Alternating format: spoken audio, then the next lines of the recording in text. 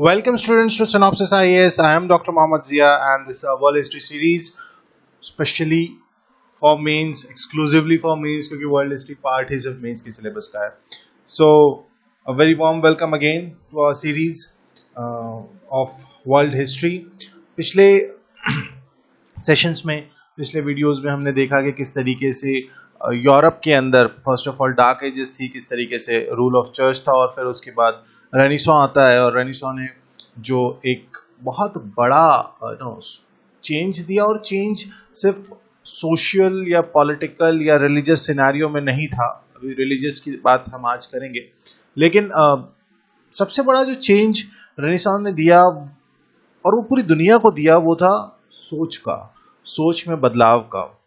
और शायद आज मॉडर्न टाइम्स में जब हम एक ऐसी दुनिया में जी रहे हैं जहां हर सेकंड पे यू कैन इमेजिन कि हर सेकंड पे कितना जीबी या मतलब या कितना अमाउंट ऑफ डेटा जो है वो इंटरनेट पे अपलोड हो रहा है in the form of information.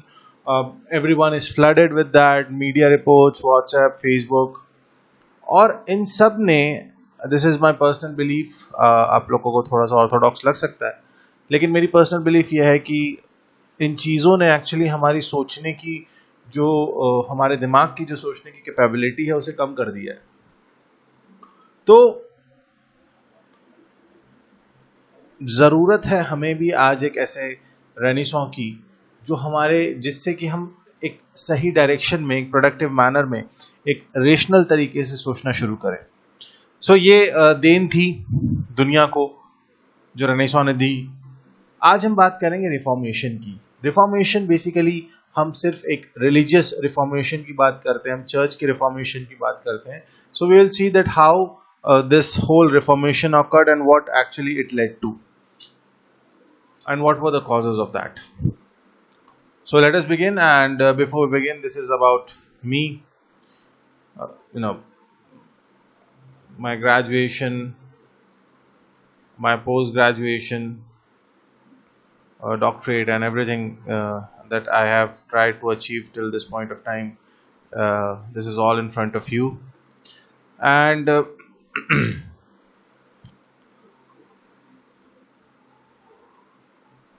just a moment, please. So this is about me. Whatever I have done till this date, it is here. So without giving much time to it, let us begin the Reformation. Now what was this Reformation?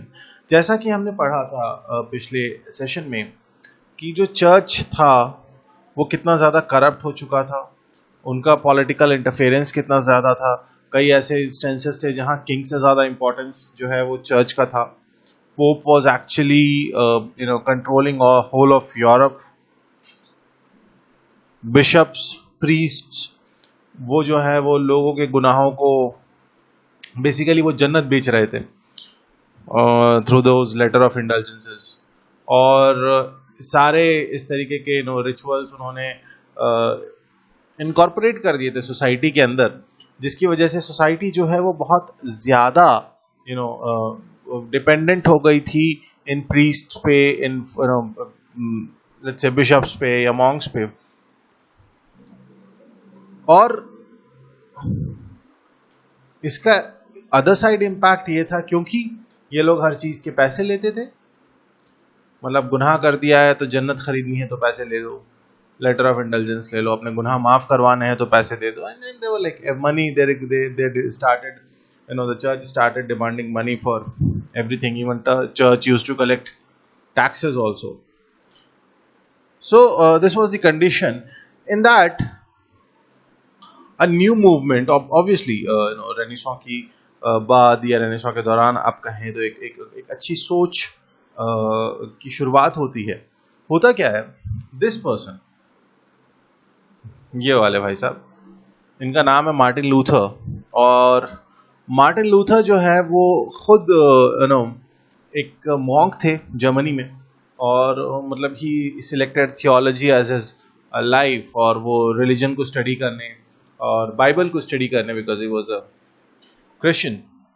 सो वो Bible को study करने जो है वो अपना इस field में अपना आपको आगे बढ़ाते हैं। और जब वो बाइबल को पढ़ते हैं, रादर वो बाइबल को समझते हैं, तो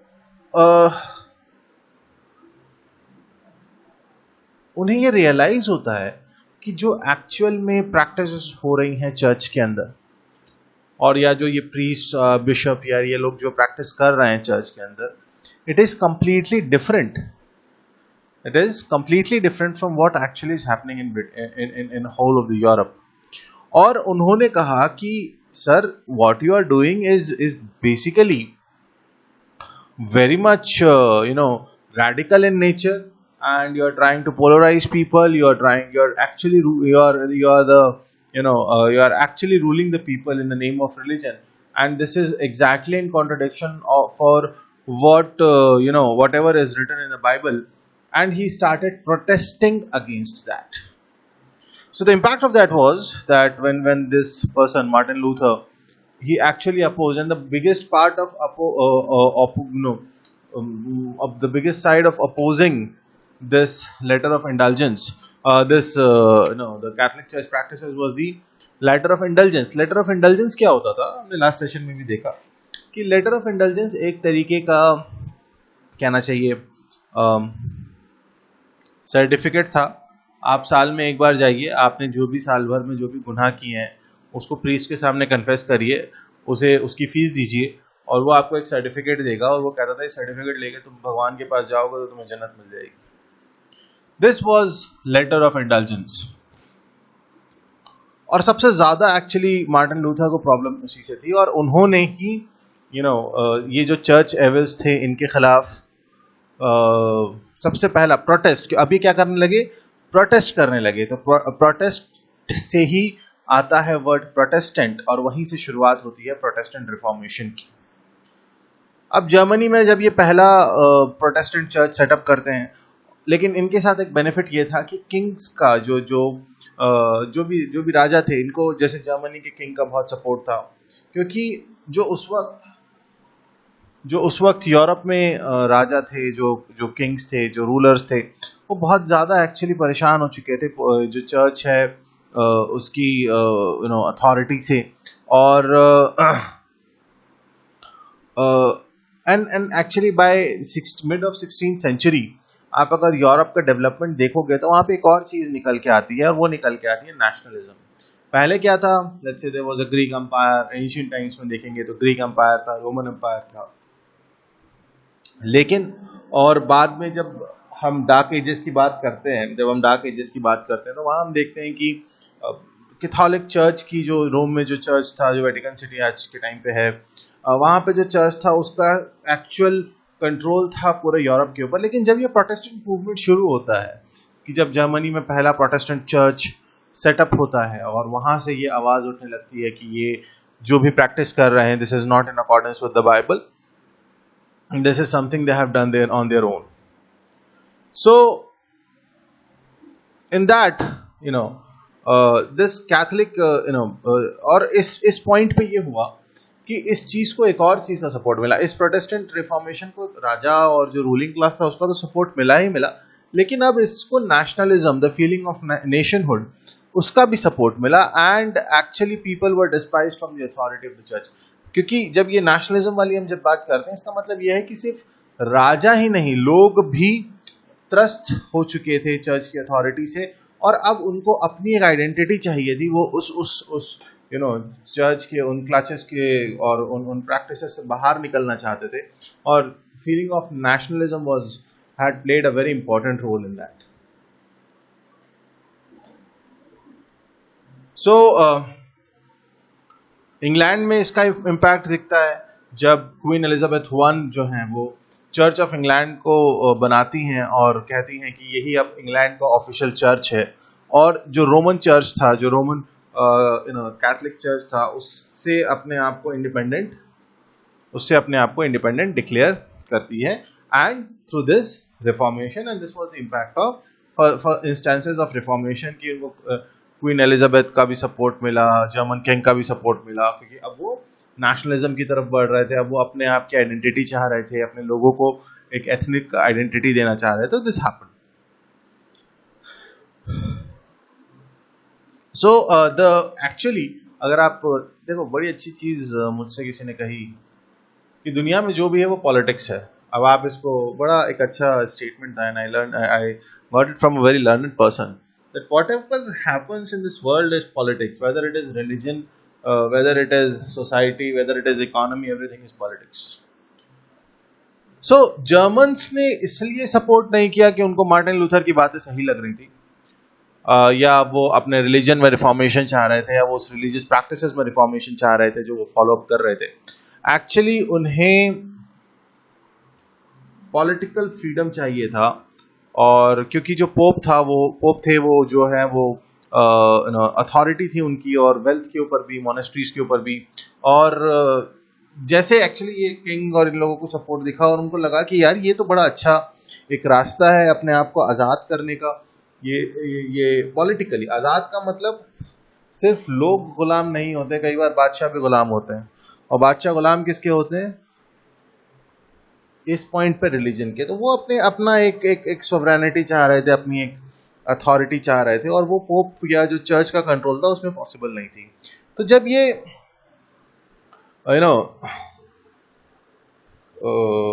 प्रोटेस्टेंट मूवमेंट शुरू होता है और ये सारी बातें आती हैं, तो क्या होता है कि ये प्रोटेस्टेंट चर्च जो है, इनको किंग्स का सपोर्ट मिला, which was more political, less religious. लेकिन ऑब्वियसली इसमें एक बहुत बड़ा इम्पैक्ट ये था कि जो प्रोटेस्टेंट चर्च थे, उन्होंने जो लैटिन लैंग्वेज थी उससे बाइबल को आज़ाद किया, और वो लोकल लैंग्वेजेस में चर्च में जो बातें होने लगी, जो चर्च की लैंग्वेज थी वो लोकल लैंग्वेज से लैटिन की तरफ गई. जो एक एलीट लैटिन होती थी, उससे वो जो है वो लोकल लैंग्वेजेस की तरफ बढ़ी. बाइबल को ट्रांसलेट किया गया लोकल लैंग्वेजेस में. और एक्चुअली इसी, जब तक देखिए ये हमारे साथ भी प्रॉब्लम है, हम इंडिया में आप किसी भी रिलीजन को देखोगे, चाहे वो हिंदुइज्म हो, चाहे वो इस्लाम हो, बुद्धिज्म हो, जैनिज्म हो, जो इन रिलीजन्स के रिलीजियस टेक्स्ट है ना, वो उस जबान में है जो आम इंसान बोलता ही नहीं है. प्राकृत, पाली, संस्कृत, अरेबिक. अशोकास इंस्क्रिप्शन को देखोगे तो ब्राह्मी में भी हैं, खरोष्टी में भी हैं, जो जबान हम और आप नहीं समझते. और इसका फायदा देखिए, जब जो प्रीस्टली क्लास है, चाहे वो किसी रिलीजन का हो, वो हमेशा इस चीज का फायदा उठाएगा कि किसी भी तरीके से मैं विद ऑल ड्यू रिस्पेक्ट, अगर किसी को हर्ट हो रहा हो, I am sorry for that, but this is my opinion, and this is not just to my religion, this is to every religion, कि वो लोग हमेशा ये चाहते हैं, जो प्रीस्टली क्लास है, वो चाहे एंशिएंट टाइम्स में, मिडिवल टाइम्स में, आज के दौर में, कि भैया जो है हमारी दुकान चलती रहे, कि ये जो भगवान को, खुदा को, बुद्धा को या महावीरा को जो समझने का जो कंसेप्ट है, ये इस पे हमारी मोनोपोली रहे, आम जनता के पास ना पहुंचे. And I am telling you, जिस दिन आम जनता के पास सही चीज पहुंच गई ना, या वो टेक्स्ट उस जबान में प्रेवलेंट हो गए जिसमें लोगों को समझ में आता है, आई कैन बेट इंडिया से आधी तो प्रॉब्लम हमारी कंट्री की सॉल्व हो जाएगी. आधी इमीडिएटली हो जाएगी, और आधी जो है वो उसके इफेक्ट से हो जाएगी, सारी प्रॉब्लम सॉल्व हो जाएगी. इशू ये है कि लोगों को रिलीजियस टेक्स्ट में क्या लिखा है समझ में ही नहीं आया. यूरोप में रिफॉर्मेशन की बहुत बड़ी वजह ये रही, इस रिफॉर्मेशन की, या इस प्रोटेस्टेंट रिफॉर्मेशन की, या रेनेसां की, कि जब बाइबल जो है वो लोकल लैंग्वेजेस में जब ट्रांसलेट हुई, and it is said that ये जो आप देखोगे ना, Italian, German, Roman, Spanish, French, English, Portuguese, Greek, and so on and so on and so on, जब आप इसको देखोगे तो आपको रियलाइज होगा कि यहाँ पे नेशनलिज्म का कंसेप्ट बहुत ज्यादा है, नेशनलिज्म की फीलिंग बहुत ज्यादा है. लेकिन इस नेशनलिज्म को, यूरोप में इस लेवल के नेशनलिज्म को एक्चुअली जिसने सबसे ज्यादा प्रमोट किया, या जिसने सबसे ज्यादा, या जिसने एक्चुअली इसकी शुरुआत की, वो रेनेसां रिफॉर्मेशन ही थे. And this was this was the reason it was more popularised than religion. by 17th century, and half of the Europe has set up their own Protestant church. Actually जो सबसे बड़ी चीज जो इस reformation ने सिखाई, प्रोटेस्टेंट रिफॉर्मेशन ने Europe को या लोगों को, वो ये कि अगर आप इंसान हैं और आप इन रिलीजियस टेक्स्ट को समझते हैं, तो ये जो है आपकी जो स्पिरिट ऑफ इंक्वायरी है उसको जिंदा रखिए। और इसी में मतलब आप हर चीज के पीछे रीजन पूछिए कि अगर बाइबल में जो उनका स्टैंड था रिफॉर्मेशन का या प्रोटेस्टेंट्स का जो कहना चाहिए स्टैंड था इस चीज को लेके, उनका यही था कि अगर बाइबल में कुछ लिखा है तो वो क्यों लिखा है। You ask a reason and everyone should ask the reason. Unfortunately हम जिस माहौल में हैं आज के टाइम पे, आज के हिंदुस्तान में, 2020 के हिंदुस्तान में, कहीं ना कहीं हमारी इन द सेंस मेरी आपकी तो शायद नहीं, I believe those who are preparing for और those who are called UPSC aspirants, they are very much rational and they are above what common man thinks, and common man means जिसको कोई मतलब नहीं है, जिसको यही नहीं पता कि देश के प्रधानमंत्री और राष्ट्रपति का फर्क क्या होता है। तो यूरोप पर रेवोल्यूशन आया किस चीज का? ये सोच की क्रांति थी, ये उन धारणाओं से स्वतंत्रता की क्रांति थी जिसने यूरोप को सदियों तक जकड़े रखा, और उसका रूट उन्हें समझ में आ गया। मार्टिन लूथर ने एक्चुअली उनका रूट मतलब उसकी जड़ उसने समझा दी। भैया ये जो है ये रॉन्ग इंटरप्रिटेशन ऑफ बाइबल से निकल रहा है, हम बाइबल को ऐसे ये हम इसके अगेंस्ट हैं, हम इसका प्रोटेस्ट करते हैं। अब पूरे यूरोप में आप अगर देखोगे 1650s तक या मिड ऑफ 17th सेंचुरी तक, half of the Europe had their own Protestant churches. अब ये इतना ज्यादा स्प्रेड आउट हो गया। अब जब ये स्प्रेड आउट हो गया, when कैथोलिक चर्च जो थे, जो ओरिजिनल चर्च थे, उनको लगा कि भाई साहब ये तो सारी कहानी खराब हो जाएगी, हमारा जो मोनोपोली है या जो हमारी कहना चाहिए स्पेस है या जो हमने एक सिस्टम क्रिएट कर रखा, ये तो उसे खत्म कर देंगे। एंड इसी के लिए reformation process was initiated in the Catholic Church in response to the rising popularity of the Protestant Church. तो जब इन कैथोलिक चर्चेज ने देखा, जो ओरिजिनल जिनके हेड पोप थे और वो रोमन एम्पायर या रोम में थे, वहां से जब उन्होंने देखा कि अरे यार ये तो जो प्रोटेस्टेंट चर्चेज हैं ये तो पूरे यूरोप में स्प्रेड आउट हो रहा है, अब क्या करें हम।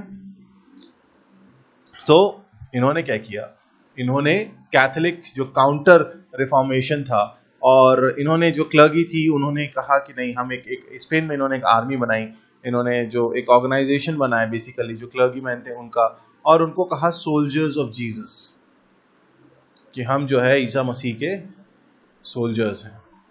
और members of this organisation came to be known as Jesuits, and they went to France and Germany to win back followers, and also they came to India, China, Africa, America. तो ये जो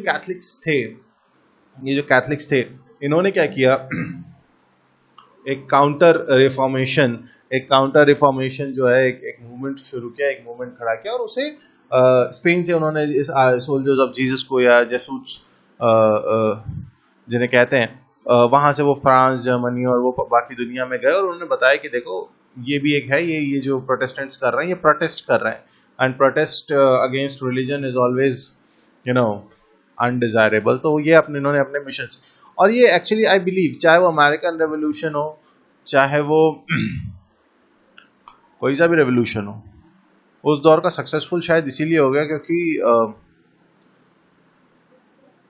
सोशल मीडिया नहीं था।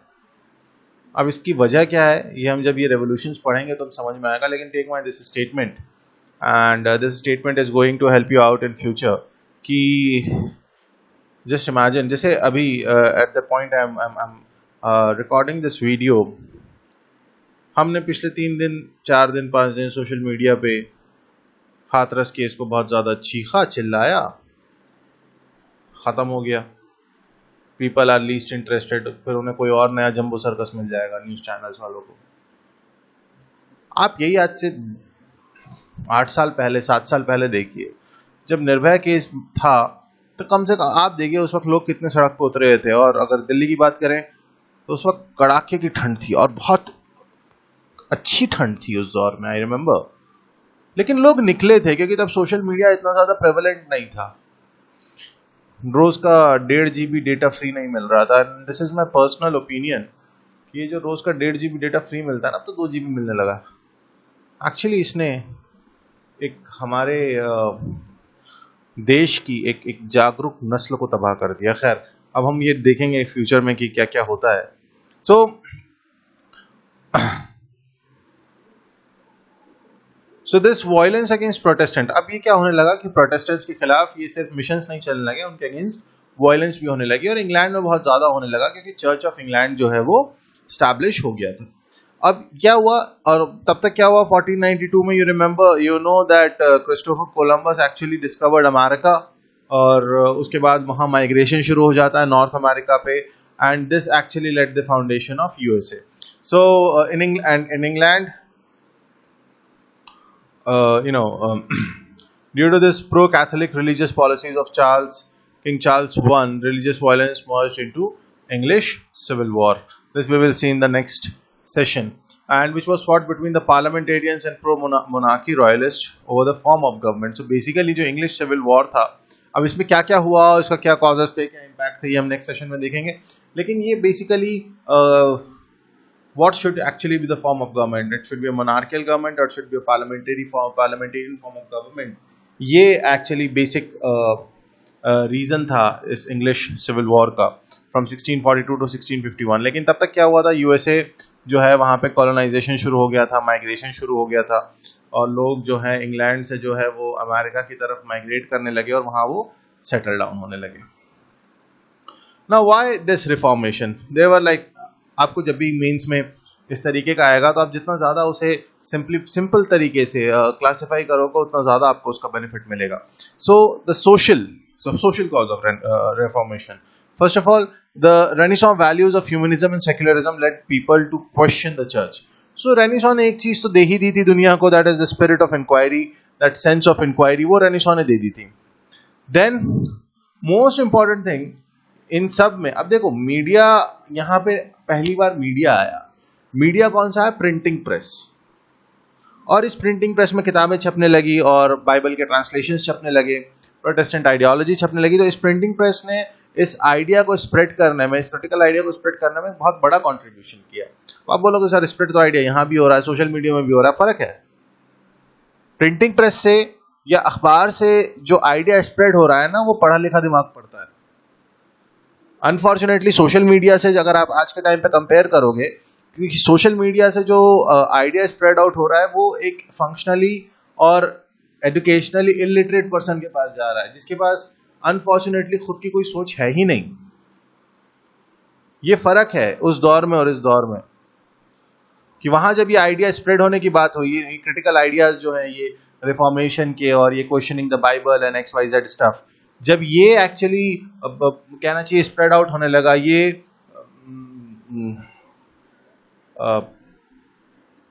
Propagate होने लगा, लेकिन ये जा किसके पास रहा था? ये जा पढ़े लिखे लोगों के पास रहा था। भाई किताब कौन पढ़ सकता है? जिसको पढ़ना आता है। और व्हाट्सएप पे वीडियो तो कोई भी देख सकता है ना डाउनलोड करके।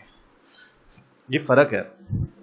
इसलिए जो क्रांति अखबारों ने हिंदुस्तान की आज़ादी में ले आए, वो आज सोशल मीडिया नहीं ला सकता। वो सिर्फ फेसबुक की वॉल तक सीमित है। खैर आगे बढ़ते हैं। सो ये चीज। दूसरा, हमने ये पहले भी देखा कि powerful monarchs actually challenge the church as the supreme power in Europe. तो ये जो अपने आप को स्ट्रांग थे, जो रूलर्स स्ट्रांग थे, उन्होंने इस चीज पे भी क्वेश्चन किया कि why this church and why, and they considered, many leaders actually considered कि ये जो पोप साहब हैं, ये जो हैं ये एक फॉरेन रूलर हैं। हमारी नेशनैलिटी का क्या? वही is a Roman person, how he can rule a French person और अ English or a German and so on. And this feeling of nationalism actually led these people to challenge the authority. Then economic causes, ये बड़ी खतरनाक चीज है, church is wealth. और इनसे जल कौन रहा था? इनसे जल रहे थे राजा, नोबल्स, एंड क्योंकि चर्च वाले टैक्स भी लेते थे, रिचुअल्स के भी पैसे लेते थे, लेटर ऑफ गुनाह भी बेच रहे, जन्नत भी बेच रहे थे। सब कुछ कर रहे थे, और उससे उनके पास जो वेल्थ हुई वो एक अलग ही लेवल की थी।